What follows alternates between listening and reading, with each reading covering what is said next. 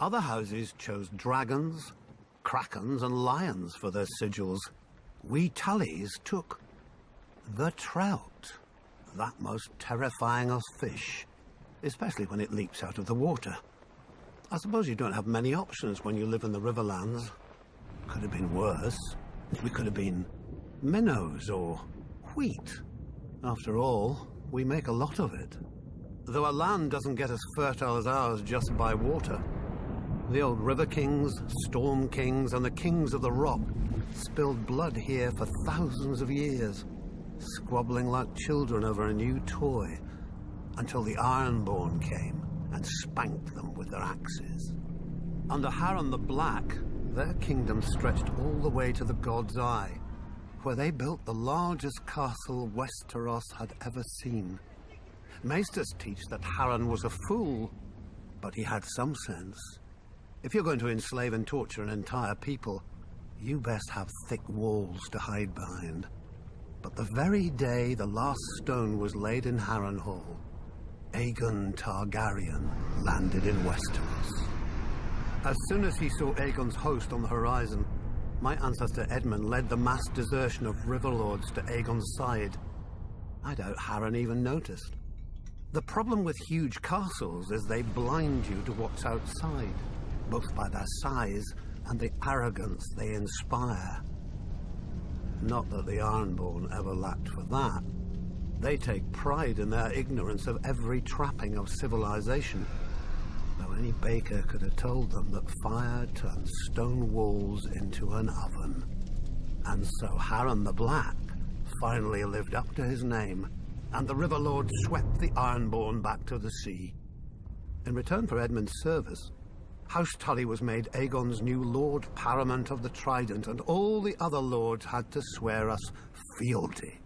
But old habits die hard. The Riverlands are, and always have been, the middle child of Westeros, caught up in every fart from one lord at another.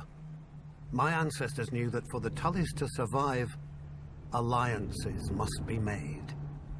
Our trout has swum up so many rivers over the centuries and leapt onto so many plates that it's a wonder half the realm's sigils don't have fins by now.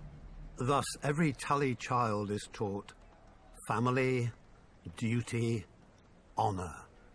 The Tully words, and pains in the Tully arse. When I returned from the War of the Ninepenny Kings, people called me Sir Brendan. But my older brother Hoster called me Engaged. A great match with a very rich house, to be sure, but I just fought and killed a great deal of men and had no desire to be told when and whom to marry. I broke ties with him, earning the name Blackfish along with my personal sigil, a much more intimidating black trout. I was too stubborn at the time to realize that while other houses fight with swords, House Tully fights with marriages. Then my niece Catelyn's betrothal to Brandon Stark drew us into the war against the Mad King, while my other niece Lysa's betrothal to Jon Arryn cemented the rebellion. If I'd have obeyed my older brother earlier, we'd have had the largest navy in Westeros with us then as well, and our victory would have been swift. Of course, I never mentioned this fact to my brother. He'd have taken it as an apology. My brother is dead now, and my nephew Edmure rules in Riverrun, God's help us. A trout that can't tell the worm from the hook. But he is a Tully, and he is unmarried, and there is a war. We all know how this story ends. Maybe she'll be beautiful. Maybe she'll be rich. As long as she brings swords and men to House Tully, she could look like the fish we hang all over Riverrun. He'll honor his duty to family and swallow it. One blackfish per family can be overlooked.